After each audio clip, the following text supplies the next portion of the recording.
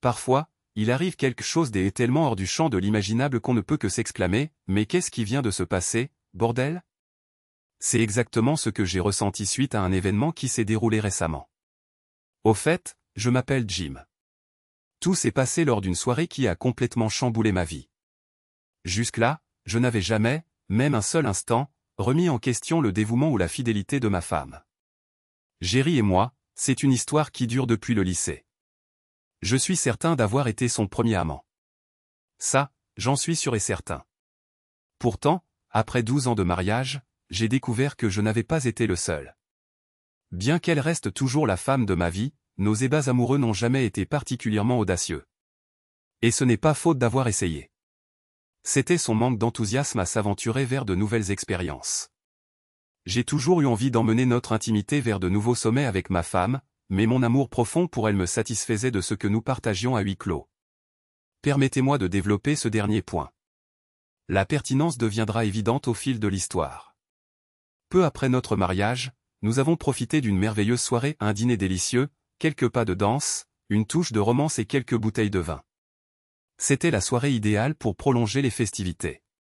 De retour à la maison, dans la chambre, j'ai serré Jerry tendrement dans mes bras et je l'ai embrassé avec une ferveur à la fois rare et infinie, de celles qui suspendent le temps. Alors que nos lèvres se rencontraient, le monde extérieur s'estompa. Quand nos langues se sont entrelacées, c'était comme si le cosmos s'était parfaitement synchronisé. À ce jour, je n'ai jamais ressenti quelque chose d'aussi puissant. Cette nuit-là, tout semblait en parfaite harmonie. Elle réagissait chaleureusement à mes caresses, se livrant à moi d'une manière qui laissait penser que ce serait le moment d'explorer une intimité plus profonde. J'ai embrassé son cou doucement, laissant mes lèvres glisser sur sa peau et savourant chaque instant. Pour la première fois, nous sommes sortis de nos habitudes et elle a accueilli cette attention avec une intensité que je n'attendais pas. C'était aussi notre première tentative pour certaines formes d'intimité. J'espérais qu'en partageant quelque chose de nouveau, nous pourrions approfondir nos liens, peut-être ouvrir une porte vers de futures découvertes. Mais au moment où elle devait me rendre l'appareil, quelque chose a changé. Elle a hésité. « Je n'y arrive pas, mon chéri, a-t-elle dit, la voix tremblante, les yeux emplis d'incertitude.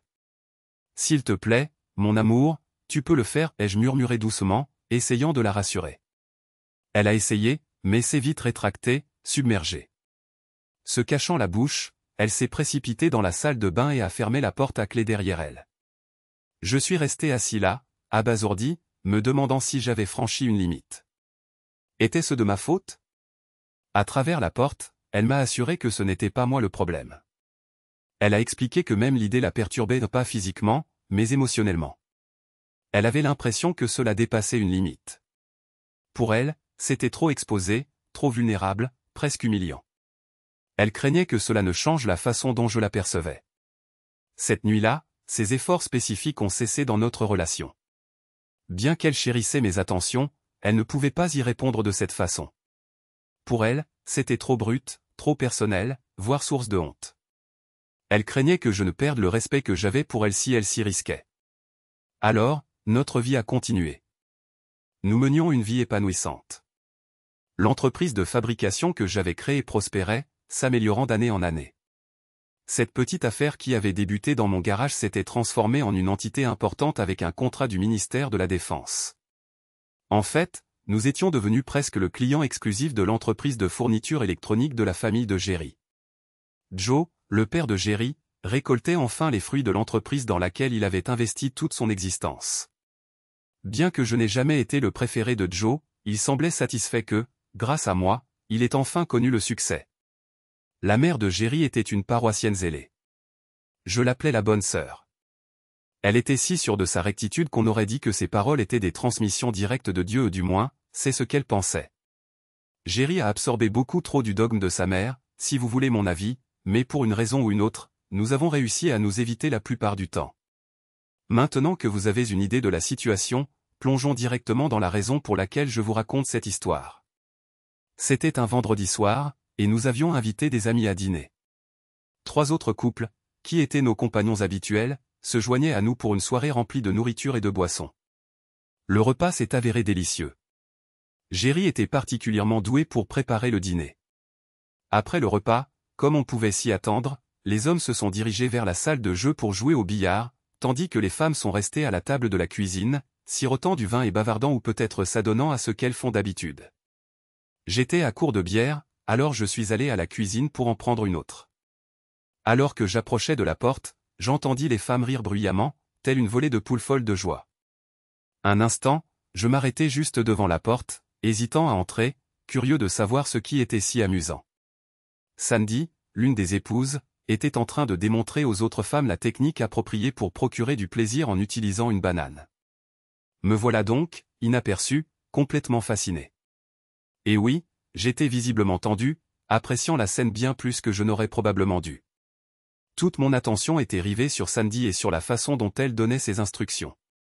Je ne pouvais qu'imaginer que Jerry pourrait un jour appliquer ce savoir nouveau à moi, bien qu'au fond, je savais que c'était peu probable. Sandy maniait le fruit avec une habileté remarquable, réussissant à en enfiler presque la moitié dans sa gorge avant d'être légèrement prise de haut le cœur et de reprendre son souffle. Les autres femmes étaient toutes aussi subjuguées par la démonstration, tout comme moi, bien que ma chère Jerry ne semblait pas particulièrement impressionnée. Jerry parut surprise, mais pas excessivement ébahie par la technique de Sandy. Sans prononcer un mot, Jerry attrapa une banane, en choisissant une dans le régime, et commença à l'avaler lentement, jusqu'à la tige. Elle ne broncha pas, ne fut pas prise de haut le cœur. On aurait dit qu'elle la contrôlait avec les muscles de sa gorge. Elle la retira lentement avec un léger murmure. Alors que la banane glissait sans effort, Sandy s'exclama, « Bon sang, ma fille, où diable as-tu appris à faire ça? Tu pourrais me renverser. » Ce à quoi Jerry répondit calmement, « De l'entraînement. » Beaucoup, beaucoup d'entraînement. À cet instant, toute la tension en moi se dissipa. Je venais d'assister à l'acte le plus sensuel et inattendu de Jerry, et pour moi, tout venait de basculer. J'entrai dans la cuisine, les mots me brûlant déjà les lèvres, eh bien, c'était plutôt impressionnant. Mais je me demande bien sur qui elle s'est entraînée. Sûrement pas sur son mari, ajoutai-je, sans adresser le commentaire à personne en particulier. Jerry tourna brusquement la tête pour me voir debout dans l'embrasure de la porte. « Jim, je peux t'expliquer, commença-t-elle. »« Ouais, je suis sûr que tu peux. »« Mesdames, je crois que la fête est finie, déclarai-je fermement, tandis qu'elle me fixait toutes dans un silence stupéfait. « Attends une minute, Jim. Ce n'est pas ce que tu crois. Et les filles ne vont nulle part, argumenta Jerry, essayant de rallier ses alliés. Très bien, elles peuvent rester. Mais toi, je veux que tu sois parti d'ici dans 10 minutes, déclarai-je. Jim, tu ne peux pas être sérieux, s'exclama Jerry. Dégage. Va chez ta fichue mère. C'est assez clair pour toi. Résistant toujours, elle tenta de se justifier. Je peux t'expliquer. Tout ça n'est qu'un malentendu, lâcha Jerry. Je la coupai en plein milieu de son explication. Je crois que je comprends parfaitement bien, ma chère épouse experte. Et pourtant, ce n'est pas moi qui profite de ses talents. À ce moment-là, les autres hommes s'étaient rassemblés pour voir ce qui se passait. Tout le monde, c'est-à-dire, sauf Jonah, un détail qui n'échappa ni à moi, ni à Pam, sa femme. Elle se leva brusquement de la table pour le chercher et le découvrit toujours dans la salle de jeu. J'observais la scène se dérouler, réfléchissant déjà aux autres surprises qui pourraient m'attendre. Pam le fixa droit dans les yeux, la voix acérée de colère. « Alors c'est pour ça que tu voulais que j'apprenne à faire des pipes profondes, siffla-t-elle. Attends Pam, ce n'est pas. » Fut tout ce qu'il parvint à dire avant que le poing gauche de Pam ne percute de plein fouet son entrejambe. Jonah s'écroula sur le sol, cherchant son souffle, visiblement pris d'une douleur atroce. N'essaie même pas de rentrer à la maison. Ni maintenant, ni jamais. Pam répondit froidement, se retournant et s'en allant sans un regard en arrière. Je jetai un coup d'œil au reste de l'assemblée et fis remarquer, eh bien, c'était une soirée divertissante. Je crois qu'il est temps pour vous tous de partir, annonçai-je, insistant délibérément sur le mot « tous ». Sur ce, je me tournai et laissai Jerry planter là, la bouche bée. Je me disais que si jamais elle avait été encline à faire ça pour moi, j'aurais gardé son petit secret jusqu'à mon dernier souffle. Marchant lentement, j'entrai dans l'une des chambres vides et fermai la porte à clé derrière moi. Le sommeil me fuyait, et je restais là, allongé, réfléchissant à la façon dont tout avait abouti à ce moment. De plus, j'essayais d'imaginer à quoi pourrait ressembler l'existence sans Jerry. Le lendemain matin, je réalisai que la maison était déserte. Je me fis du café et mangeai des toasts. Avant que je puisse succomber complètement à l'apitoiement sur moi-même, la sonnette retentit. C'était la dame de l'église. Oh, merveilleux, c'est vous, marmonnai-je avant de pouvoir me retenir. Je suis venu récupérer certaines affaires de Géry. Si vous vouliez bien vous écarter, je les rassemblerai et je serai parti rapidement, déclara-t-elle d'un ton récité. Eh bien, permettez-moi de vous aider. Cela pourrait accélérer votre départ, votre Altesse, rétorquai-je avec une révérence sarcastique, lui faisant signe d'entrer. Je la suivis dans la chambre et lui pris une valise pour qu'elle puisse faire ses bagages. Sans dire un mot, elle commença à rassembler les articles de Géry pendant que je l'observais. Après avoir fini de charger la valise, elle marqua une pause. Manifestement, quelque chose la préoccupait et, avec sa franchise habituelle, j'identifiai rapidement le problème. Jim, je sais que tout ceci est un énorme malentendu. Qu'est-ce qui pourrait te faire changer d'avis, demanda-t-elle comme si rien ne s'était passé. Après un moment de réflexion, je répondis simplement, le plaisir. Son visage tenta de dissimuler la répulsion qu'elle éprouvait manifestement à mon égard. Eh bien, je suis sûr que Géry. Commença-t-elle, mais je l'interrompis rapidement, réfléchissant déjà à la meilleure façon de gérer la situation. Pas de Géry, de toi, déclarai-je avec détermination. Elle redressa sa robe et prit une profonde inspiration. Si c'est ce qu'il faut pour te ramener à la raison, répondit-elle. Je l'arrêtai net. Je le savais. Je te connais trop bien. C'est toi depuis le début. C'est toi qui lui as fait croire que je la traiterais en adultère. Vieille sorcière perfide. À tes yeux, il est acceptable qu'une femme aille au lit avec quelqu'un d'autre, mais pas avec son mari. C'est toi qui lui as rempli la tête de ses mensonges, accusai-je. Qu'est-ce qu'il y a de mal à ce qu'une femme recherche les mêmes plaisirs que les hommes? Vous trompez toutes vos femmes, alors pourquoi ne pourrions-nous pas nous amuser nous aussi, demanda-t-elle avec défi. Je fus déconcerté. Je me fiche éperdument de ce que tu fais avec ton mari idiot. Pour que ce soit clair, je n'ai jamais été infidèle à Géry. Tous les hommes n'agissent pas comme tu le décris. Oh, s'il te plaît. Tu ne peux pas être sérieux. Tu viens de me proposer du plaisir. Qui est l'hypocrite maintenant, demandai-je, curieux de voir jusqu'où elle irait dans cette mascarade. Je préférerais l'introduire dans la gueule d'un alligator que de te laisser m'approcher. Je crois qu'il est temps pour toi de partir. Dis à Géry de s'attendre à un appel de mon avocat, déclarai-je en saisissant la valise et en me dirigeant vers la porte. Le lundi matin, en arrivant au travail, je me rendis directement au quai de chargement.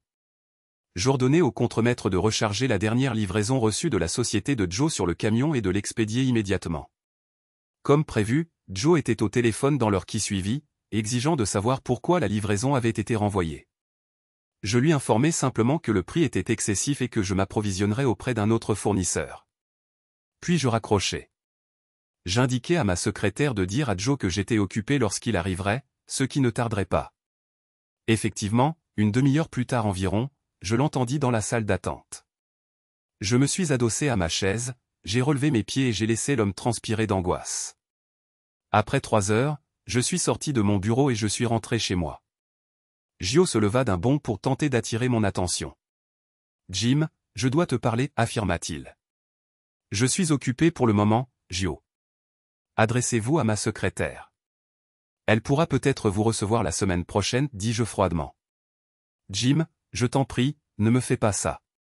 Nous sommes de la famille, Jim, insista-t-il. Épargnez-moi ces bêtises, Gio.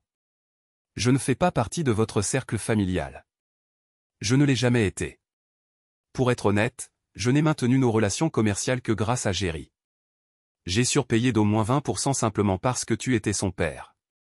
Mais Géry m'a joué un sale tour, et maintenant je n'ai plus aucune raison de continuer à te surpayer excessivement, remarquai-je brutalement. Jim, s'il te plaît. Je serai ruiné financièrement. J'ai dépensé chaque centime pour répondre à tes exigences. Pour l'amour de notre histoire, je réduirai le prix de 10%. S'il te plaît, ne fais pas ça, implora-t-il. Pour l'amour de notre histoire? N'en abuse pas. Maintenant que je sais comment ta famille considère le respect et la loyauté, pourquoi devrais-je te l'accorder? Vous êtes tous des menteurs et des traîtres. Ta famille m'a toujours méprisé. Je ne vous dois rien, rétorquai-je sèchement. Puis je m'arrêtai brièvement. En fin de compte, les affaires sont les affaires. Je suis juste, Gio. Tu me proposes ton meilleur prix, et s'il est raisonnable, nous continuerons. C'est tout ce que je demande. Jim. Merci. Je vais te donner le prix que tu souhaites, expira-t-il de soulagement. J'aurais pu laisser le vieil homme se morfondre, peut-être même que j'aurais dû le faire, mais cela aurait été cruel. Je les avais tous démasqués pour ce qu'ils étaient réellement. J'en avais fini avec eux, et étrangement, cela me libérait de rompre les liens. Avec tous. Sauf avec Jerry, bien sûr. Sa trahison me piquait encore profondément, mais je me suis rendu compte que je ne pourrais jamais lui pardonner. Ni pour ses actes, ni pour sa naïveté. Elle m'a téléphoné le lendemain pour me remercier d'avoir soutenu Gio. Elle a commencé par des excuses, mais je l'ai interrompue et j'ai mis fin à l'appel. Je n'étais pas disposé à écouter ses justifications ni à envisager une nouvelle trahison de sa part. Notre divorce s'est déroulé avec une facilité surprenante, compte tenu de sa nature. Jerry a accepté mon règlement extrêmement généreux sans la moindre objection. J'ai repris les rencarts et exploré de nouveaux horizons sexuels. Tout, sauf cette gratification particulière. Chaque fois que les lèvres d'une femme s'en approchent, il se retire instinctivement, comme pour se cacher. Malgré tout, je me surprends parfois à repenser à Jerry. Je la chérissais, et ce genre d'affection ne s'oublie pas du jour au lendemain. C'est pourquoi je persiste à lui envoyer des cadeaux pour toutes les grandes occasions à Noël, anniversaire, et anniversaire de mariage. Pour qu'elle se souvienne, elle aussi. Oui, je lui ai expédié une douzaine de bananes jaunes et bien mûres, histoire qu'elle n'oublie jamais. Adieu à vous tous. Et une fois de plus, l'histoire se répète. Sage avec le mari, débridé avec l'amant.